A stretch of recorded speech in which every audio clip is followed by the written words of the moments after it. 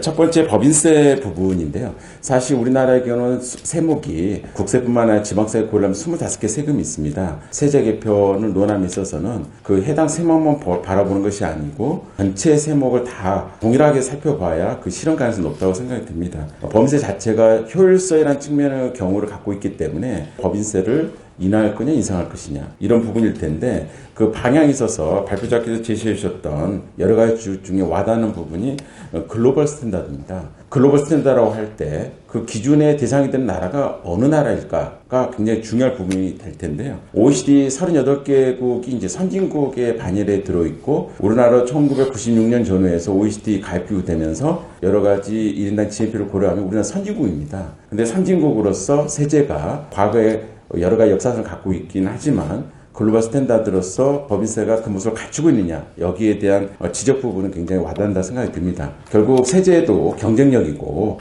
계속해서 개선할 부분이 있다고 생각이 들고요. 특히나 법인세 인하 부분이나 같으면 조심스러운 것도 사실입니다. 결국 앞에서 말씀드렸던 대로 납세자 부담을 개인이 됐든 범인이 됐든 부담을 줄여주는 것은 긍정적인데 반해서 25개 세금을 어떻게 운영하느냐 바라면서 바라보면 법인세율 인하가 갖고 있는 의미가 크고 현 정부에서 요소야대의 관점에서 보면 작년 세제 개편도 결국 1% 인하 정도로만 되는 부분도 현실을 보여주는 상황이라 생각이 듭니다.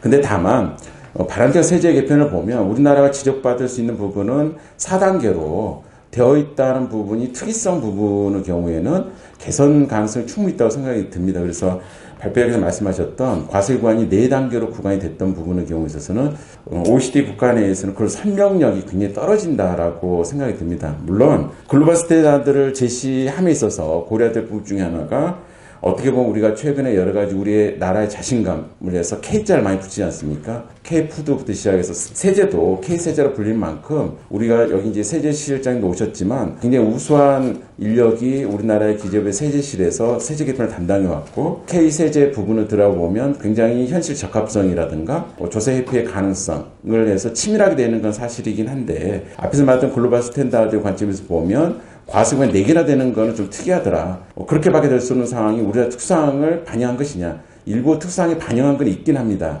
왜 그러냐면 결국 단위세율이라는 부분의 경우에 있어서는 하나의 세율로 하는 과정에서 보면 대기업의 경우는 세율이 줄 수가 있고 중소 중견의 경우에는 세율이 높아질 가능성이 있기 때문에 물론 발표자가 제시하는 걸 보면 중소 중견기업의 경우 물론 중소기업이라 표시는 해놓으셨지만 거기에 대해서 낮은 세율 적용을 받도록 해서 그것까지 다 고려를 하셨긴 했는데요.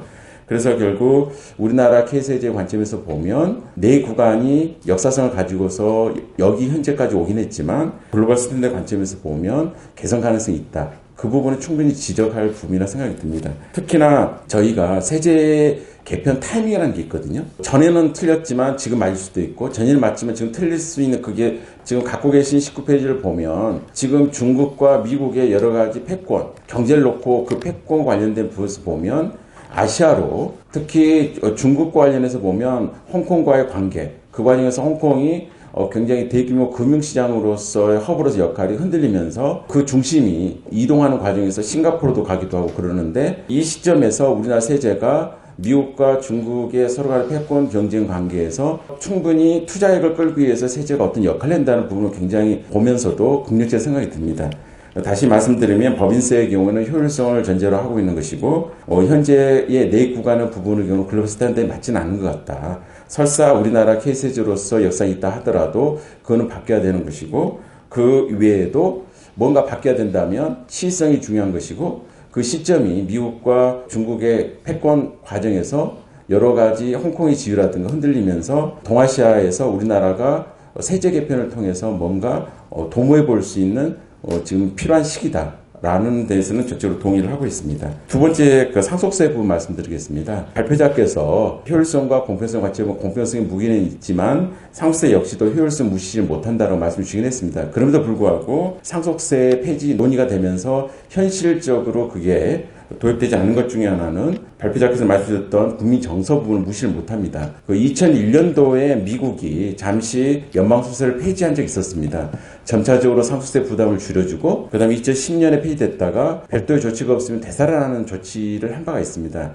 그 당시 미국의 정서를 보면 미국의 그 정치학자하고 세법학자가 책을 냈었습니다. 책을 냈을 때 그 당시에 나타났던 그 상속세를 데스텍스, 그 사망세라고 정의를 지어서 상속세에 대한 부정의 시각을 굉장히 전파를 했고요. 결국 여기서 우리가 문제됐던 기업 승계 문제, 가업 승계나 기업 승계 문제의 경우와 마찬가지로 연방에 흩어져 있는 언론, 지역 언론을 담당했던 것이 결국 세대 교체 부분에 있어서 종전의 상속세를 가지고서는 그 지역을 기반으로 한 언론, 기관이 해지되는 것 때문에 지방의 언론에서도 상속세 폐지에서 굉장히 긍정적이었다는 거. 그 다음에 여러 가지 상속세가 높게 되면 여러 기부 형태를 통해서도 결국 가지고 있는 재산을 자녀가 아니라 결국 사회적인 공공성에 돌려주는 역할을 하게 되는데, 근데 이제 공익법인들 같은 경우에는 상속세가 낮아지거나 폐지되면 그 높은 상속세 부담 때문에 차라리 기부를 하고 하는 분위기에서는 공익법인이 좋지 않을 수가 있거든요.